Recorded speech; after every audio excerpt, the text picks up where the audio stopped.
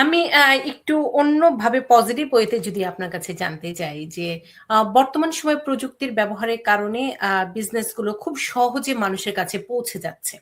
Social media বলি যেকোনো এবং ক্যাচি।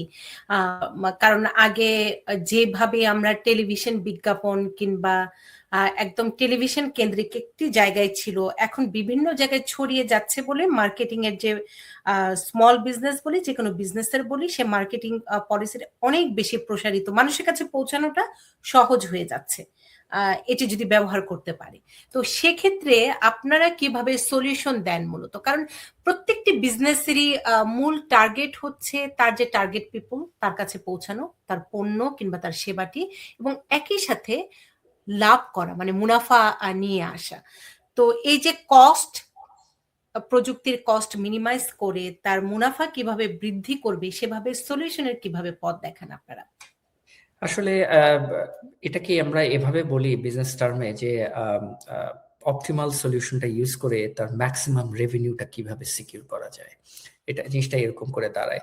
আসলে খুব ছোট একটা উদাহরণ দেই। আগে যেমন আমরা যখন রেস্টুরেন্টে যেতাম বা যাওয়ার প্ল্যান করতাম যে ঠিক আছে উইকেন্ডে আমরা বন্ধু-বান্ধব মিলে অথবা ফ্যামিলি নিয়ে আমরা রেস্টুরেন্টে যেতে চাই, আমরা কিন্তু গুগলে বা বিভিন্ন ব্রাউজারে সার্চ করতাম এবং স্ট্রেট ফরওয়ার্ড সার্চ করতাম, স্ট্যাটিক সার্চ।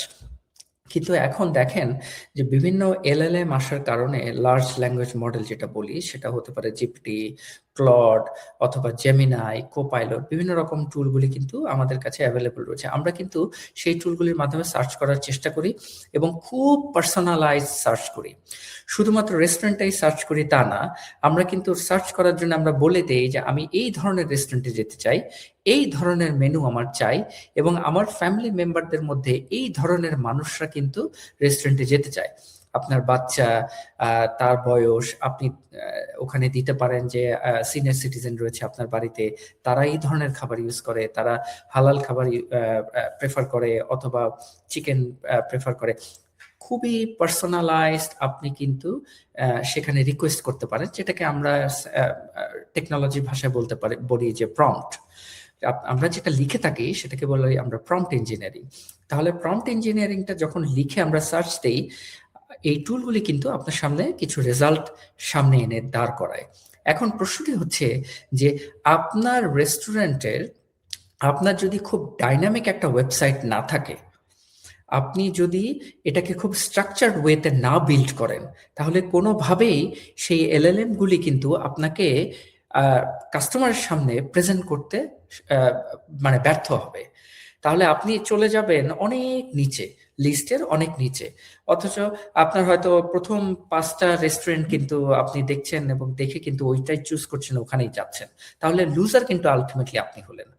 যে আপনি জানলেন না যে ওয়েবসাইটটার কি সমস্যা এবং কিভাবে এটাকে সলভ করা যাবে, কিন্তু আলটিমেটলি আপনি বারবারই কমপ্লেইন করছেন কেন আমার রেস্টুরেন্টে মানুষ আসছে না, কেন আমার রেস্টুরেন্টে মানুষ খাবার খেতে আসছে না, আমাকে অর্ডার দিচ্ছে না। ক্যাটারিং এর সমস্যাটা কোথায়?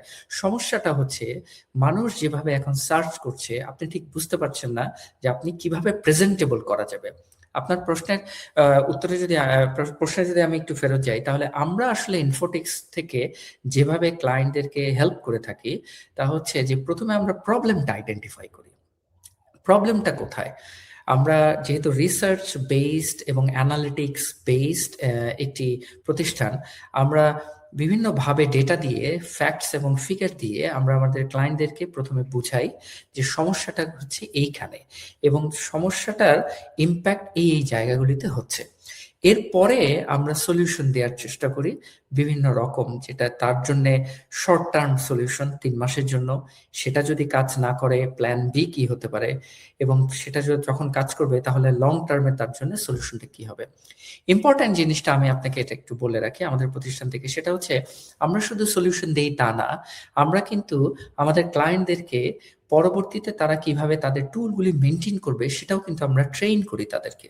আমরা তাদেরকে এম্পাওয়ার করি যাতে সারা বছরের জন্য তার কিন্তু আমার কাছ থেকে হেল্প নেওয়ার কোনো দরকার নাই। আমরা ট্রেন করি, আমরা প্রপার ডকুমেন্টেশন গাইডলাইন দিয়ে দিই যাতে ৩ মাস পরে উনি নিজের প্রযুক্তিগুলি, নিজের টেকনোলজিগুলি নিজেই ওটা মেনটেন করতে পারে। আসলে সারা বছরের জন্য তার সাথে কন্ট্রাক্টে যে আমরা সবসময় বলে থাকি যে আমাকে আপনার পয়সা দেওয়ার কোনো দরকার নেই, আপনি নিজেই যদি মেনটেন করতে পারেন, আমি আপনার প্রবলেমটা সলভ করব এবং তারপর আপনাকে ট্রেন করবো যাতে আপনি নিজেই আপনার ব্যবসাটা রান করতে পারেন। এখন তো স্মল বিজনেসেরও সংজ্ঞায়ন যদি বলি যে একদম ছোট পরিসরে, কেউ বড় পরিসরে, তার হয়তো ওই যে আপনি বলছিলেন কস্ট, প্রযুক্তির ব্যবহারের যে একটি কস্ট, সেই ক্ষেত্রে তাদেরকে কিভাবে আপনি বিজনেস অনুপাতে সেই কস্টের তালিকা কিংবা কিভাবে সেই পরামর্শটি দেন? কস্ট মিনিমাইজ আমি যদি বলি। রাইট।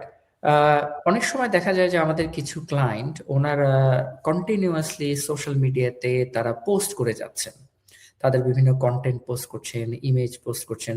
আলটিমেটলি রেজাল্টটা টার্গেটটা হচ্ছে যাতে উনি ক্লায়েন্টদেরকে অ্যাট্রাক্ট করতে পারেন, ক্লায়েন্টের কাছে ওনার মেসেজটা পৌঁছাতে পারেন। কিন্তু বেশ যে ট্রিক্সগুলি না জানার কারণে আসলে এইটা ক্লায়েন্টের কাছ পর্যন্ত বা মাস পিপলের কাছ পর্যন্ত যেতে ব্যর্থ হয়। ক্লায়েন্টরা অনেক সময় সেই জিনিসগুলি খেয়াল করেন না। ফর এক্সাম্পল, তারা বিভিন্ন সোশ্যাল মিডিয়াতে যখন পোস্ট করে থাকেন, তাদের কন্টেন্টগুলি বুস্ট করে থাকেন, তারা কিন্তু একদিক থেকে পয়সাটা কিন্তু ঠিকই খরচ করছেন, বাজেটটা কিন্তু ঠিকই ইউজ করছেন। কিন্তু এখন যেহেতু এআই চলে এসছে, এআই এর মাধ্যমে এই প্ল্যাটফর্মগুলিতে কিভাবে আরো এফেক্টিভলি কাজে লাগানো যায়, ম্যানুয়াল প্রসেসে সোশ্যাল মিডিয়া অপারেট করাটা কিন্তু এখন একেবারেই পুরাতন একটা স্ট্র্যাটেজি। আপনার আসলে একজন মানুষকে ডিপ্লয় করার দরকার নাই, একজন সোশ্যাল মিডিয়া ম্যানেজারকে সারা মাসের জন্য হায়ার করার কিন্তু দরকার নাই। আপনার এআই যে টুলগুলি, সেগুলি কিন্তু সোশ্যাল মিডিয়া ম্যানেজার যিনি আছেন তার কাজগুলি অনেকাংশে করে দেবে। তো আপনাকে আসলে ওই জিনিসগুলি জানতে হবে যে কিভাবে আপনি কম খরচে, মানে এই 130 দিনের কাজটা আপনি 7 দিনে আপনি করতে পারেন এবং ম্যাক্সিমাম বেনিফিটটা সেটা যাতে আপনি নিতে পারেন।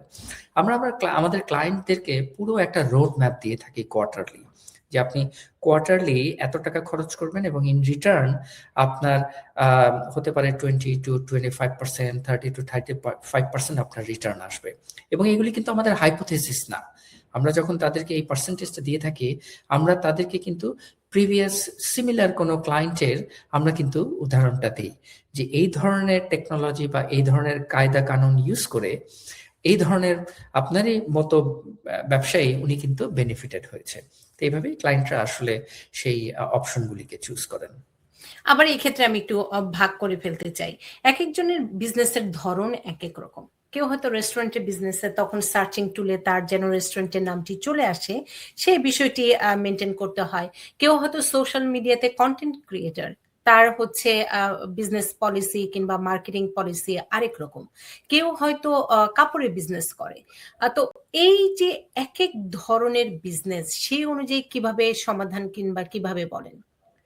আমরা আমাদের ইনফোটেক্সের একটা মূল মন্ত্র হচ্ছে অ্যাফোর্ডেবল এবং পার্সোনালাইজড টেকনোলজি সলিউশন। যেটা আপনি অ্যাফোর্ড করতে পারবেন আমরা সেই সলিউশনটাই দেই। তার মানে এই না যে সলিউশনটা খারাপ। স্মল বিজনেস ওনার যারা, যেটা আমি বললাম যে বাজেটের স্বল্পতা থাকে এবং আমরা অ্যাফোর্ডেবিলিটির দিকে সবসময় একটা খেয়াল থাকে। এবং দ্বিতীয়ত যেটা আপনি বললেন যে সলিউশনটা should be should be like a one size fit for all. এটা খুবই কাস্টমাইজড এবং পার্সোনালাইজড হতে হবে। প্রত্যেকটি বিজনেসের কাস্টমার আলাদা, প্রত্যেকটি বিজনেসের সলিউশন আলাদা, তাদের স্ট্র্যাটেজি আলাদা। আমরা আসলে এনাফ পরিমাণ আমরা কেস স্টাডি নিয়ে পড়াশোনা করি, আমরা সেটা নিয়ে রিসার্চ করি, আমরা সেটা নিয়ে সেই বিজনেসের আমরা সমস্যাগুলি দেখি এবং সেটার সমাধানের যে ফ্রেমওয়ার্কটা সেটা কিন্তু আমাদের কাছে রয়েছে। তো যখন একজন ধরে নিলাম যে একজন যিনি সেলুন চালান, উনি যখন তার একটা সমস্যা নিয়ে আসেন, আমরা কিন্তু দেখি যে মার্কেটে এই ধরনের কেস স্টাডি কি কি রয়েছে এবং সমস্যাগুলির মধ্যে কি কি রয়েছে এবং সেগুলিকে কিভাবে সমাধান করেছে যারা সাকসেসফুল হয়েছে।